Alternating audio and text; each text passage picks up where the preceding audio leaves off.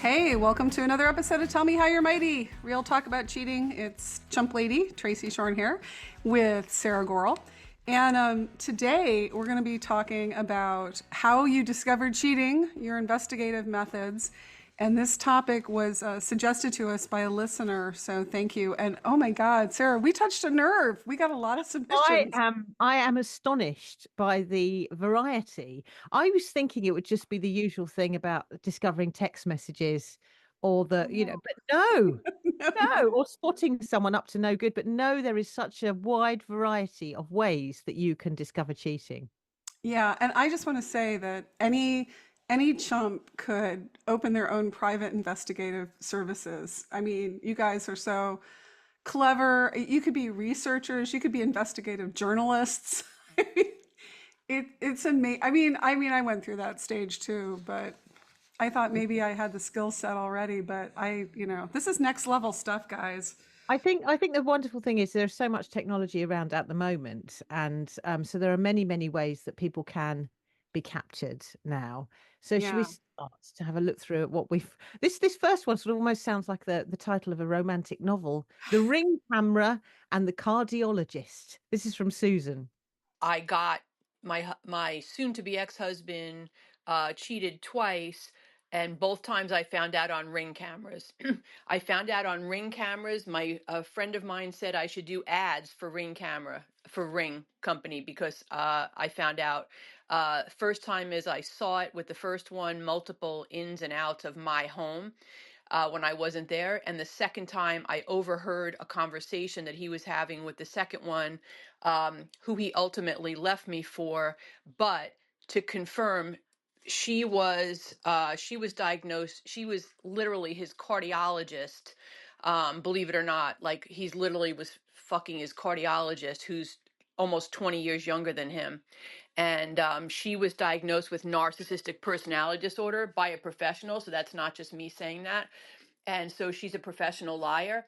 And so they kept gaslighting me and telling me what I saw and heard is not what really was true. And so I ultimately had to hire a private investigator, follow them around, and I got all the proof I needed in videos. But it started with a Ring camera.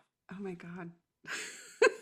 Okay, I started with this one because I love that the cheater is so stupid that he doesn't understand that he has a camera at his doorbell, like he has a Ring camera.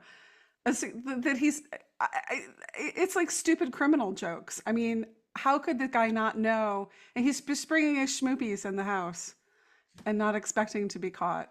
What's quite staggering about this as well is that they prove themselves to be staggeringly stupid, but Oh, also staggeringly arrogant as well, because then they say, "Well, you didn't really see that. You didn't see that. That wasn't true." So you see something with your own eyes, and they still try and tell you that no, you didn't see that, and they think they can get away with it. yeah. Well, I love that she hired a private investigator, to truly bust them. But it's money she didn't really need. I mean, I think at that point, you've caught them on the Ring camera, you know enough. But I know for chumps, you usually want an overwhelming amount of evidence. And as I usually tell people, is this relationship acceptable to you? If you are acting like a Soviet spy, it's over. But there's also pleasure in busting them. I think that the awful thing is if you have no suspicion and then you technology suddenly reveals that something is going on, to see it with your own eyes, it's just horrific and so Yeah. upsetting. But liberating too. I mean, let's just say that it's horrific. It's a wall of pain, but you know that you're not crazy. And to be gaslit is to be driven crazy. And the fact that these people persisted even after the cardiologist, I don't know, there must be an arrogance in that. Like, who are you, little person? You don't cut open people for a living. I know what I'm doing. I mean, I feel for Susan, but she was There is a mighty.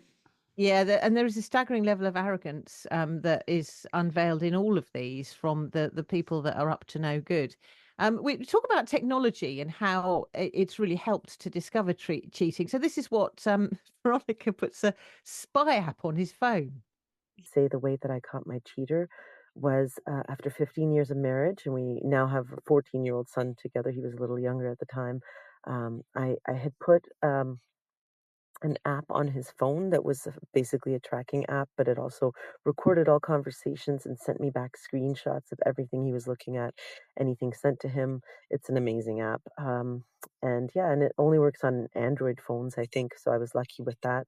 I was the geek of the family, so he would always hand me off his phone and say, "Here, fix this, fix that," whenever he was having issues with his phone. And so I think that's really idiotic of him, considering that he was always looking at other ladies and trying to sort of fish around for women. He's a big womanizer.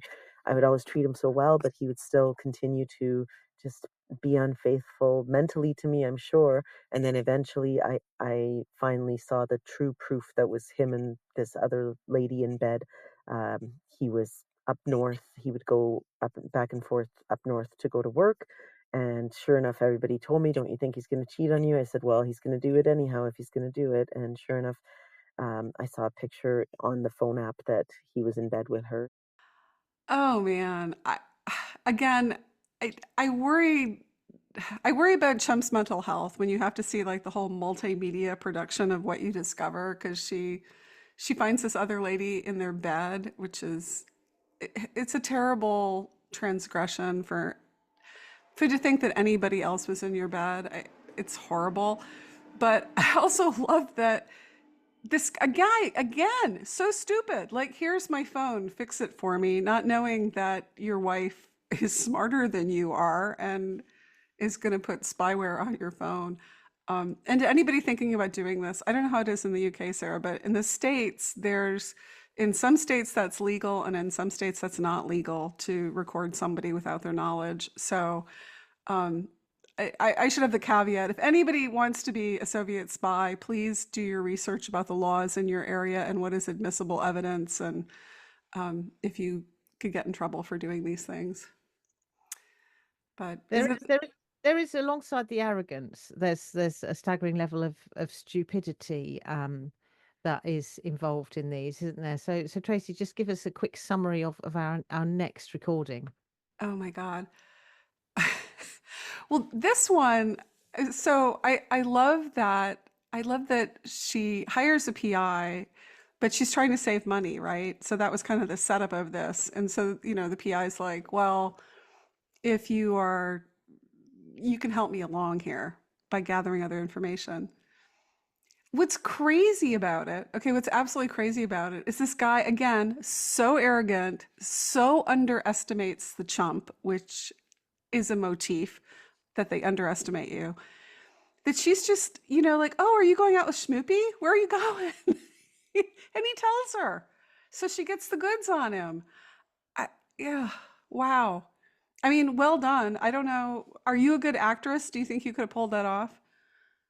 Possibly not, no, possibly not. But this is one where he's described as the stupidest person that is followed in years from the private investigation. That's quite some accolade because I imagine it's probably encountered a significant amount of stupidity. Oh yeah, I know. To win the trophy in the pantheon of stupid cheaters that this private investigator has caught, he wins the prize. And she saved a lot of money, right? He didn't have to do a lot of hard work. He knew to look for the minivan. He knew where they were going to be. You know, Well, boom. we have been staggered by these particular submissions. This is very, a seedy offering here that comes from Jen, where the screen name led to his prostitute profiles. Oh my God. Hey, I'm making this recording about the day that I discovered my ex-husband's infidelity. As quick as I can put the story together, I definitely knew something was wrong. I was trying to figure out what it was. I was having trouble. He was certainly no help. One morning, I woke up before him and I checked his phone and I found a text that he had deleted but didn't delete from his deleted texts. And it mentioned a screen name that I was not familiar with. So I simply Googled that screen name and found a website that was very popular at the time in South Florida. That was basically, Johns and prostitutes having conversations. And Johns leaving reviews of these prostitutes. There were 4,000 posts on there that my husband had posted, not only reviewing the prostitutes, but also just talking about himself and our lives together. And it was devastating. My world shattered that day. It was March 6th, 2014. I kicked him out that day. I divorced him shortly thereafter. I'm not sure if I have found a life yet, but I know that I am way better off without him. Thank you, chump lady. I mean, talk about revealing a double life. I mean, the salient detail for me on this one was that there were 4,000 posts from this guy. I mean, this isn't a one-off. This is a guy who has really cultivated his prostitute habit. And I can never, I mean, I use the line a lot that these Johns review human beings like Amazon purchases, and the dehumanization of that and the commoditization of that never stops being revolting to me. But to not know it and then discover it, it must have just, it was just been astonishing. I mean, she says her world shattered. How could it not? I mean, that's just, you're married to a monster. I can never understand how people find the time as well. You know, if you're investing in a relationship, you haven't got time for 4,000 posts Yeah. and all associated with that. You know, reviewing the prostitutes, talking about himself, yeah, and their life together as well. I mean, just staggering. Yeah, right. I Bill, can you imagine doing 4,000 of something you even like? I mean, like you said, it's a stunning amount of marital theft of money and time. And I mean, obviously, she left him, and she feels much happier having divorced him. But oh my God, fuck him, and he can pay for the pleasure for the rest of his life. You know, I hope she got that money back as theft of marital assets. Now we've So got some advice. We've got some advice next from Karen on triangulate your data. Let's get reaction to this. Let's hear it first of all. all right. So I actually found all of my evidence via email, WhatsApp messages, bank charges, his credit card charges. But my therapist gave me the best advice, which was not to confront him with all of the evidence at the beginning, and to wait and watch. And I think you kind of have to be in kind of a thrift shopping headspace where you go and you're ready to just dig until you find what you're looking for. And document, save it all. The other thing I would say is, fuck, I always hated it that I did research and triangulate your data. You know, that cash withdrawal with the message about where he was going to be, with the parking stamp mark on the car. You know, get creative and triangulate that data, and it's going to tell you a story. Also get creative. I had to think about, we worked at the same place, so work email and other things that I could legally have access to. It took months, but I'm glad I did it. I'm glad I waited and got enough info, so I knew what was going on. So I have to admire Karen's cleverness in that she's cross-referencing things. And again, I think this is the kind of level of detail that you go to if you've been gaslit. Like, you know, it's not just that you have a suspicion or you have a smoking gun, it's that she's cross-referencing, you know, the parking stub with the hotel receipt, with, you know, she's building a whole story of data, which is like what data analysts do. I mean, again, like I was saying, this is next level stuff. But Yeah, I think it shows an astonishing level of being able to sort of suspend all your emotions as well, because she must have been finding stuff and digging out stuff and yet still had to sort of carry on with the relationship till she had all that proper evidence to actually present it. yeah, I don't know. I mean, that brings up a thing. I mean, I can kind of see why she's doing it, and this is again, this place that chumps go in their heads are like, oh, he's going to try to deny it this way, but I'm going to cut him off at the pass because I have this receipt, not receipt.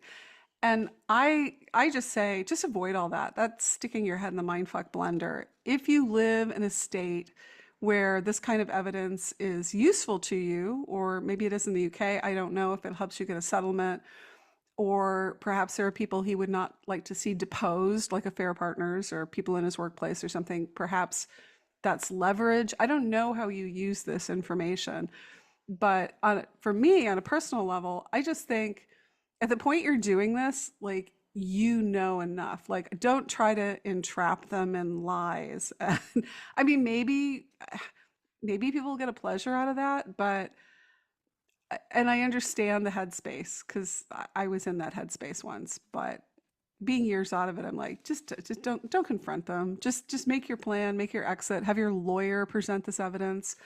Um, you know, Don't goodbye. invest too much time and energy on them. They're not worth it, I suppose, is what, it's the fundamental. Did you confront yours with like evidence, like when your son found the text or something, or did you just kind of keep it on the down low? No, I did actually, and I wish I kind of wish that I had at that point just literally, because I put all his stuff in a bin bag, put it on the front of the house, and told him to go, and I wish I'd stuck with Honest? that.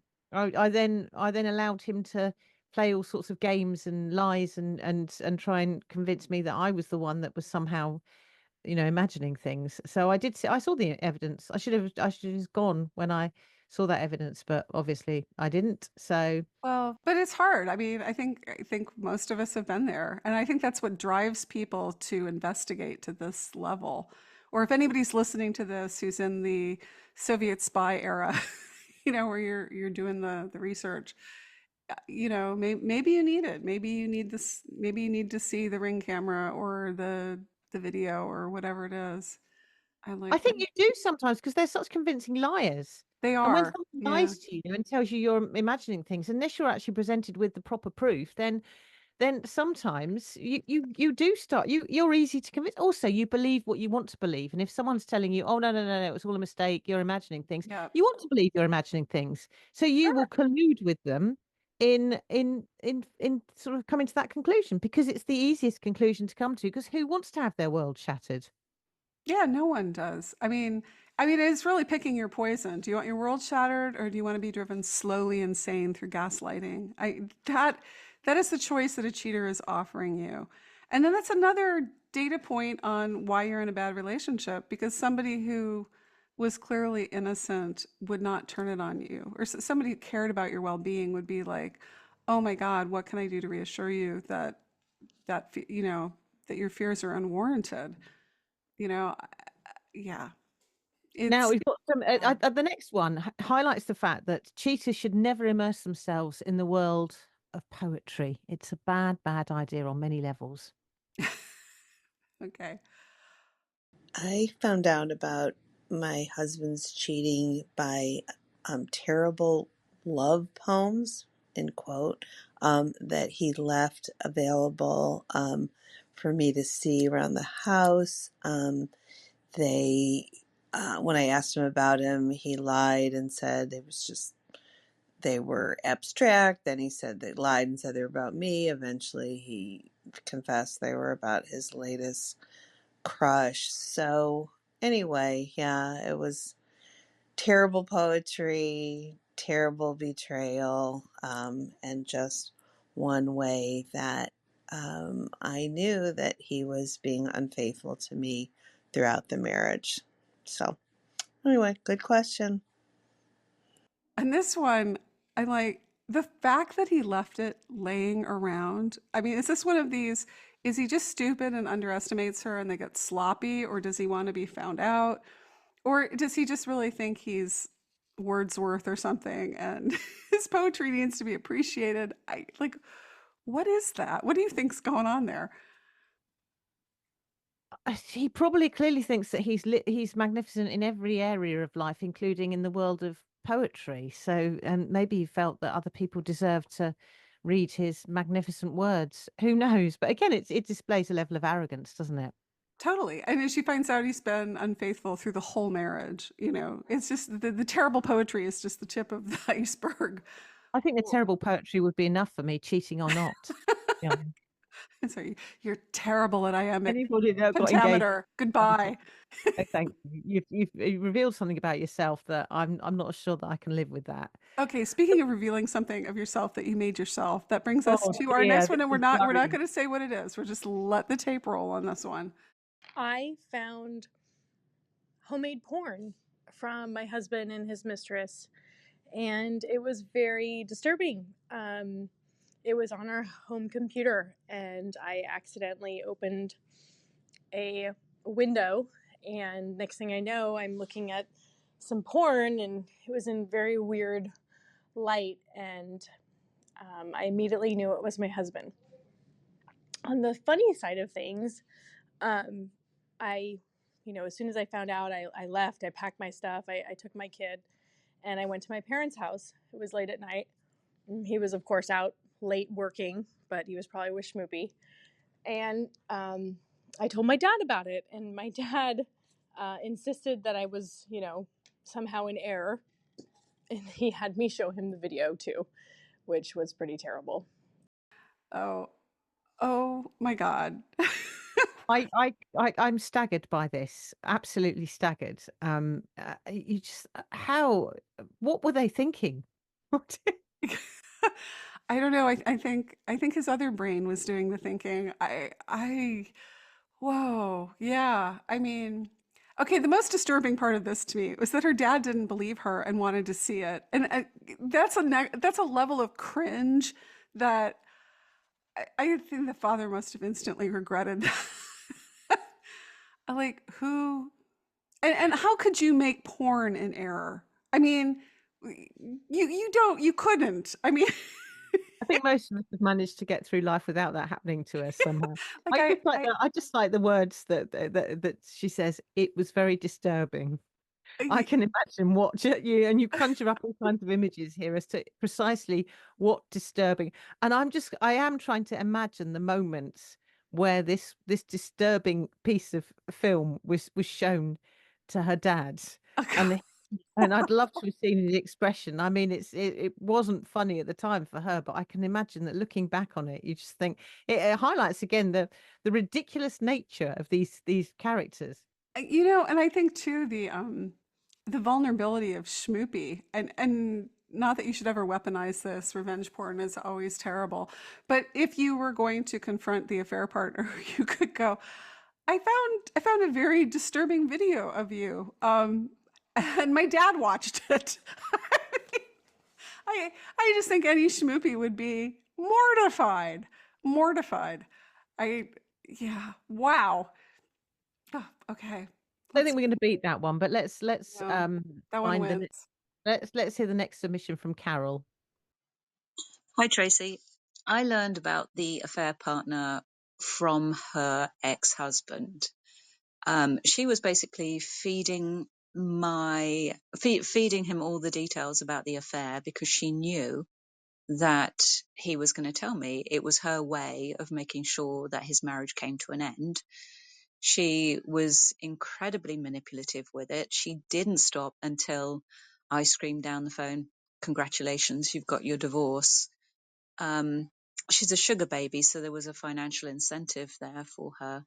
Now, I kind of take some sick pleasure out of knowing that he's with somebody so manipulative and so nasty. They're just so well matched, and that tickles me. I look forward to their wedding. Oh, sugar babies.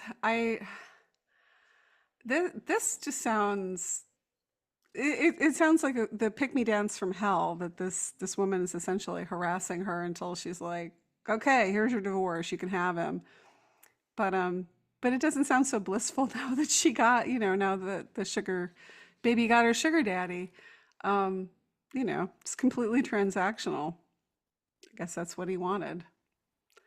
Yeah, it's amazing as well. Like, the number of, I suppose, a little bit of triangulation, lots of people involved in his life. There might be an element of him quite enjoying this, finding out from exes, all the rest of it. I don't know.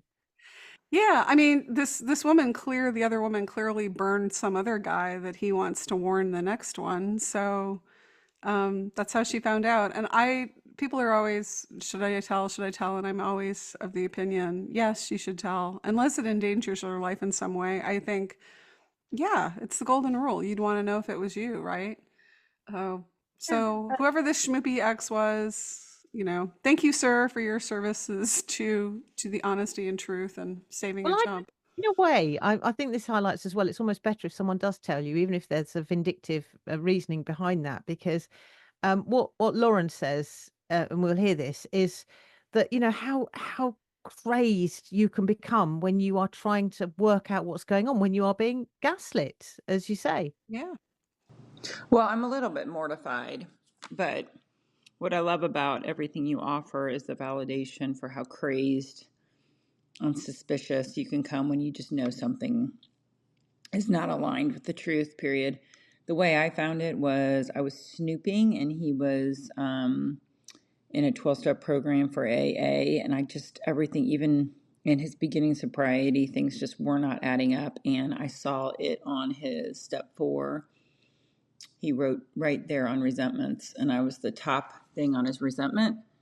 And it lists like all these reasons why he resents something about me or resented me, and then what his role was in the resentment. And literally written down was he cheated through the marriage, he withheld love, and he was unkind. And this is a person who has yet, after 23 years of marriage, ever said an I'm sorry. And here we are a year later, and he still doesn't say an I'm sorry and thinks he has no responsibility around the cheating period. That said, he was certainly highly disrespectful around other women when I was with him. So while the cheating seemed to be shocking at the time, I look back now, and that's just part of this narcissism wheel that I was on. So anyway, thanks for all you do. You've been immeasurably helpful. Oh my gosh. This one, I just think this one is so sad. I mean, essentially,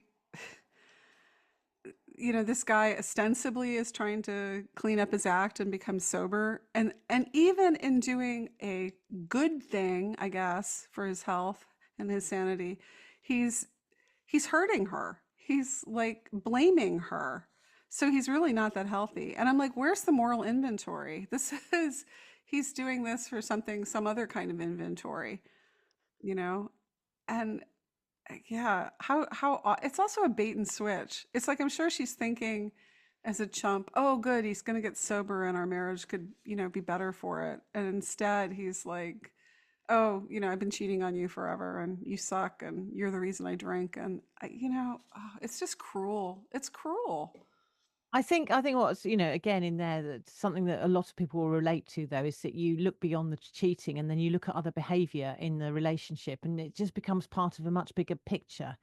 Sometimes people have cast aside a lot of very unacceptable behavior before the cheating was discovered, and it's you look about whether you should save the relationship, and if you think beyond the cheating, you suddenly realize that actually there was never a relationship there that was worth saving.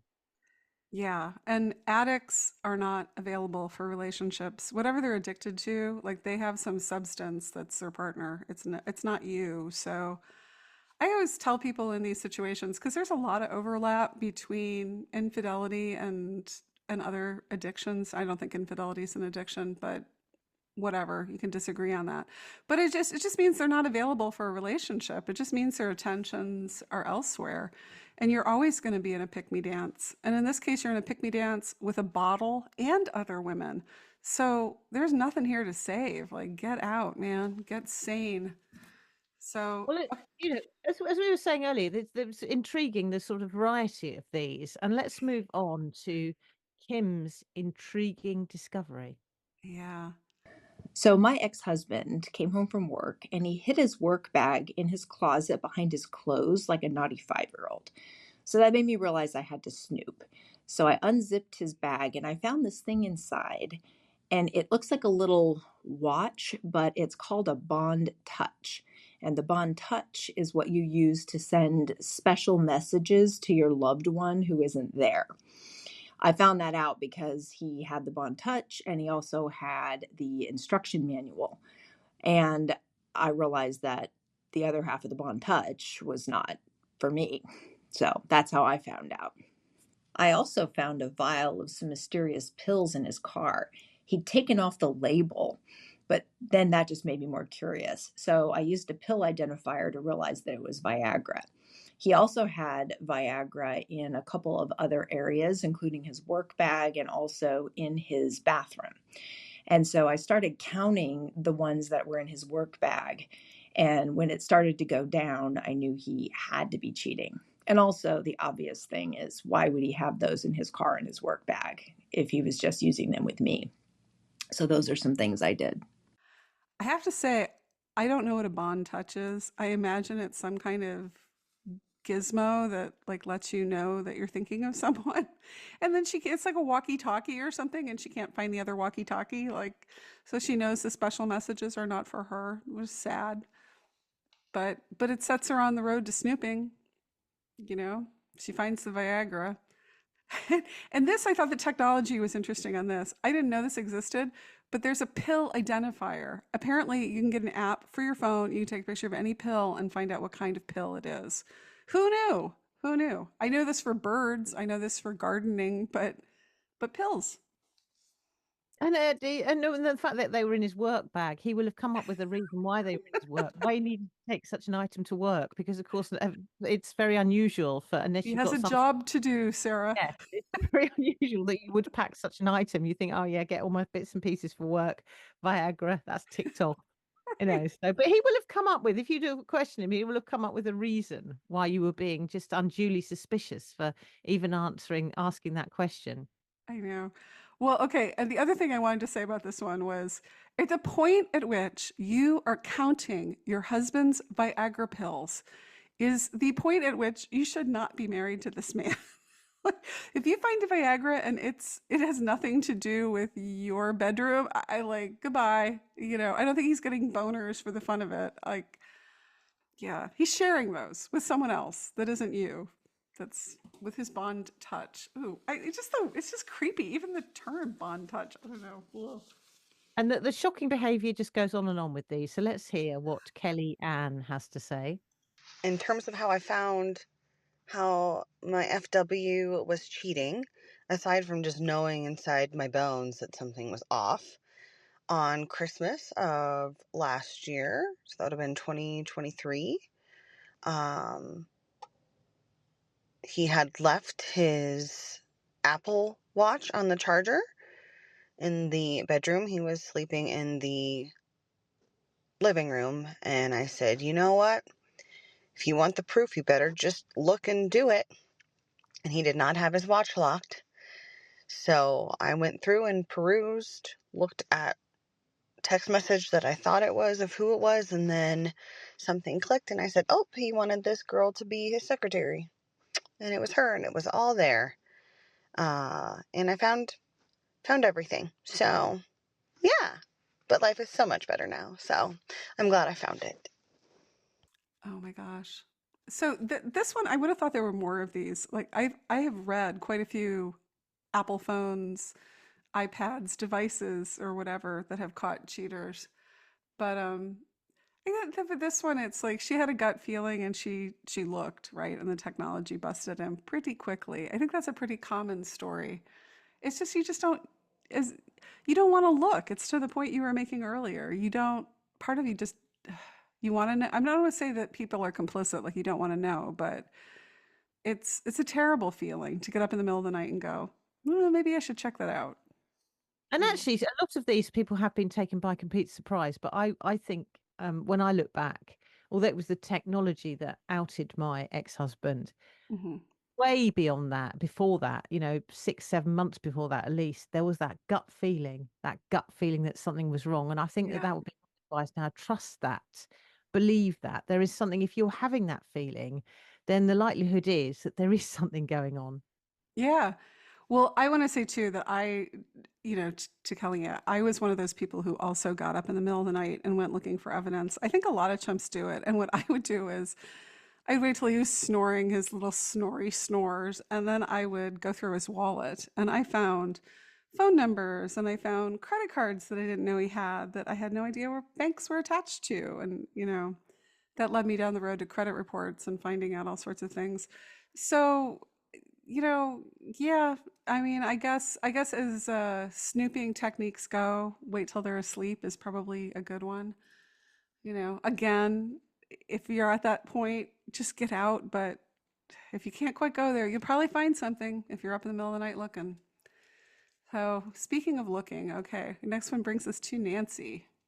Hi, Chump Nation. This is the Nancy who a few podcasts ago said a red flag was when my husband's locations mysteriously disappeared from the Find My Phone app. Well, in continuing that story, a few months later, he was out, quote, running errands.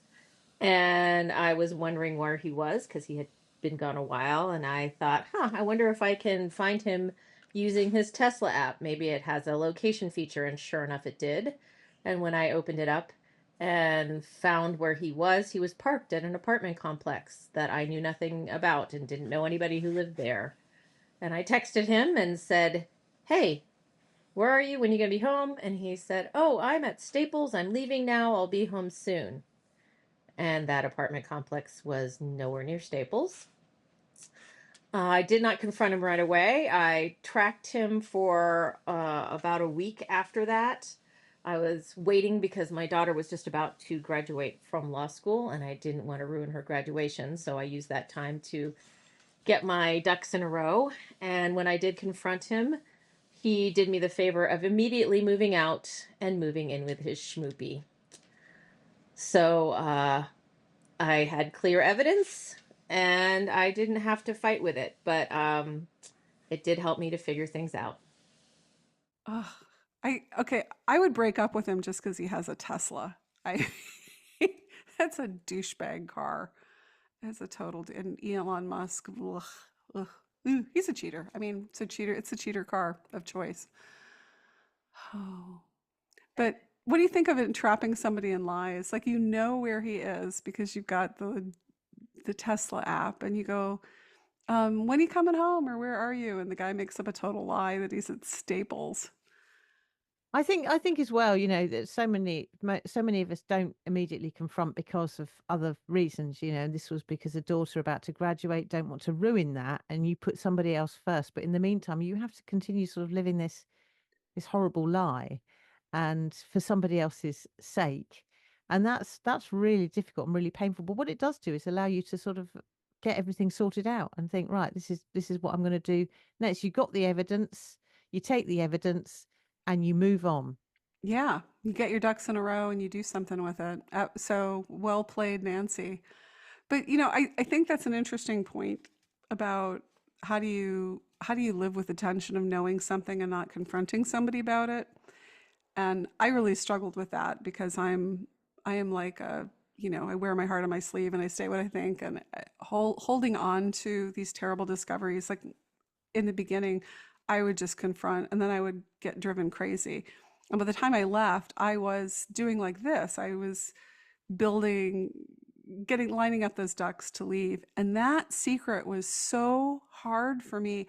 I mean, I was grinding my teeth, I had rashes. The stress of just living a double life for a couple months while I was lining up ducks was killing me.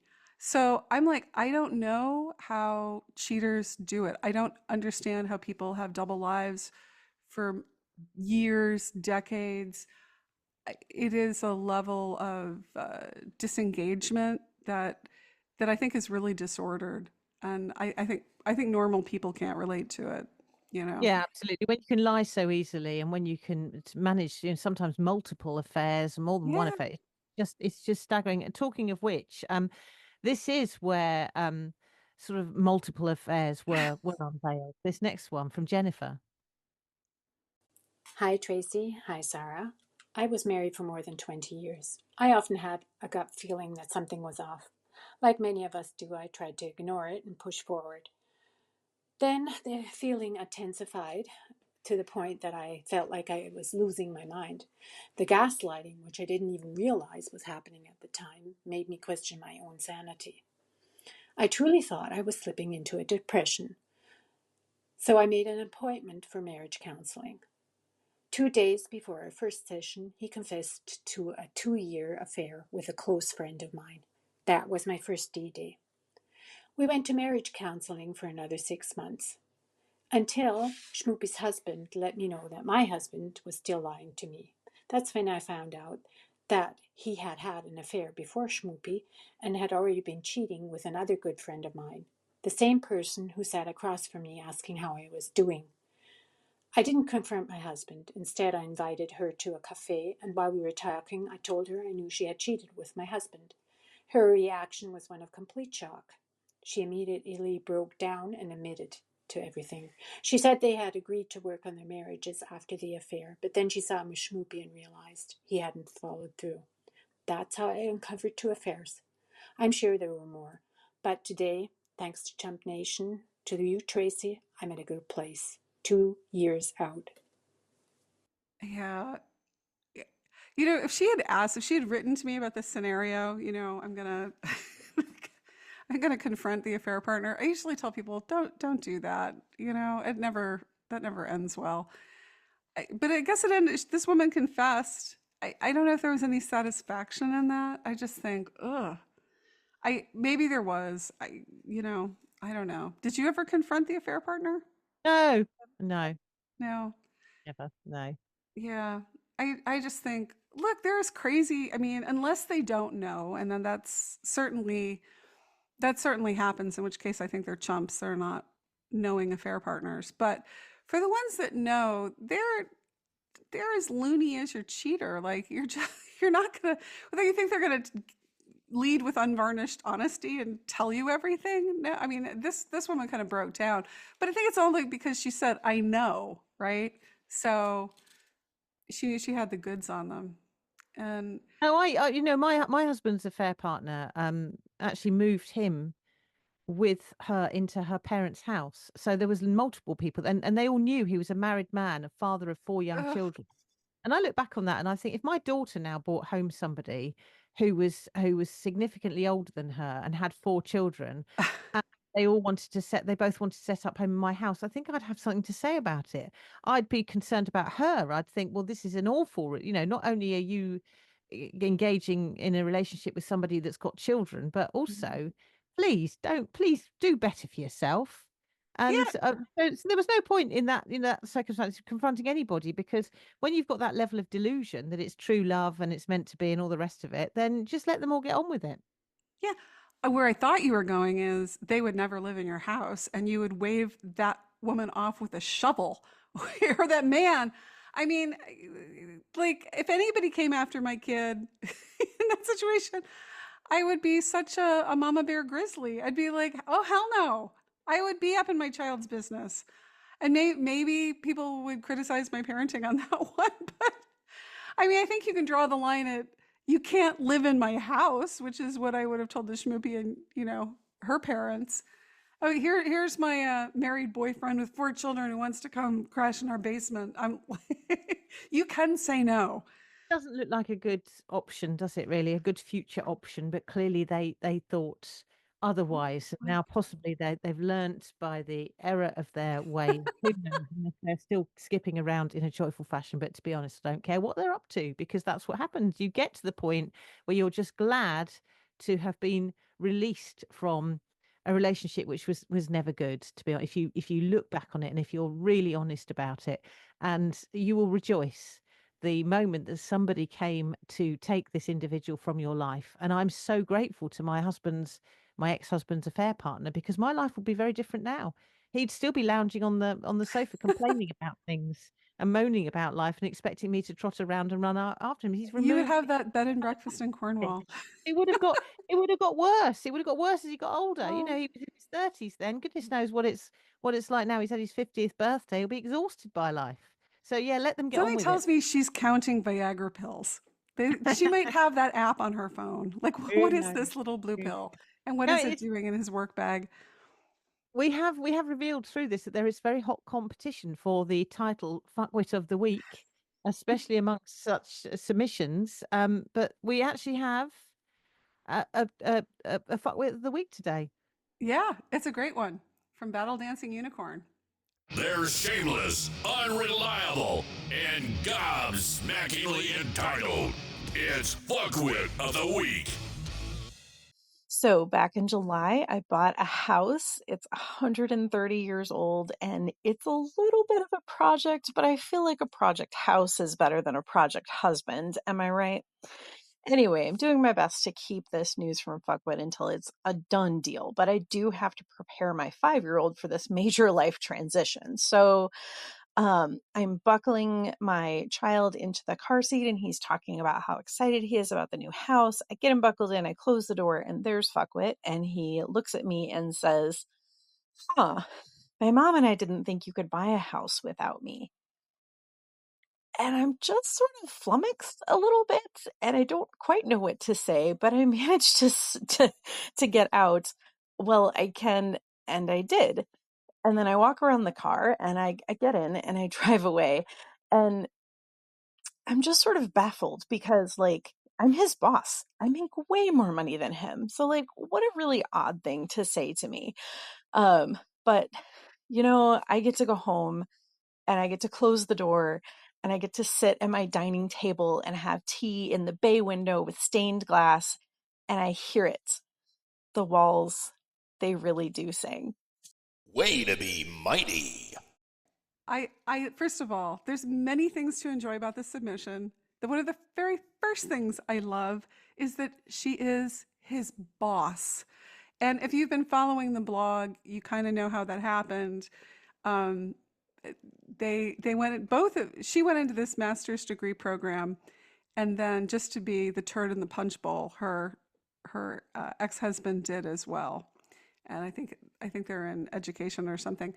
I'm giving you the backstory, which was not on that story. But if you read the blog, you can follow her and follow that story. But at any rate, she got her degree, and she now supervises like the agency where he works.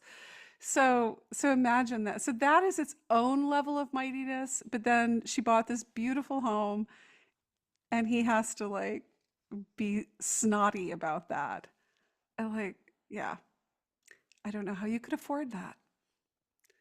Oh God, how delicious to have a place that he has not polluted. Oh God. Well, as we said earlier, life is more joyful without these individuals who just have a staggering level of entitlement and strange and weird and wonderful behavior. Yeah, and her walls sing. I mean, don't you feel happy to have a home that your ex has never lived in, that has never been polluted? Absolutely, it's the best feeling ever.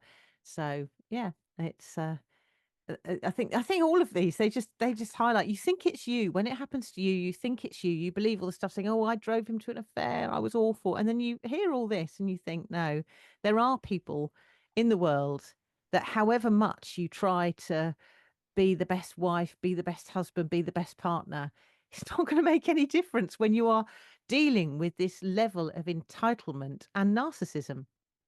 Yeah, they're nuts. Get away from them. Make your walls in your house sing like Battle Dancing Unicorn. You win. Your ex is Fuckwit of the Week. That wraps another episode of Tell Me How You're Mighty. You want to leave us a mighty story or a Fuckwit of the Week submission? Check out our new website, tellmehowyourmighty.com. That's yours spelt YOURE. We've got all the episodes, show notes, links to our guests, and you can see the tea room where Sarah and I first met. If you enjoyed this episode, please review the podcast and follow us. Thanks. See you next week.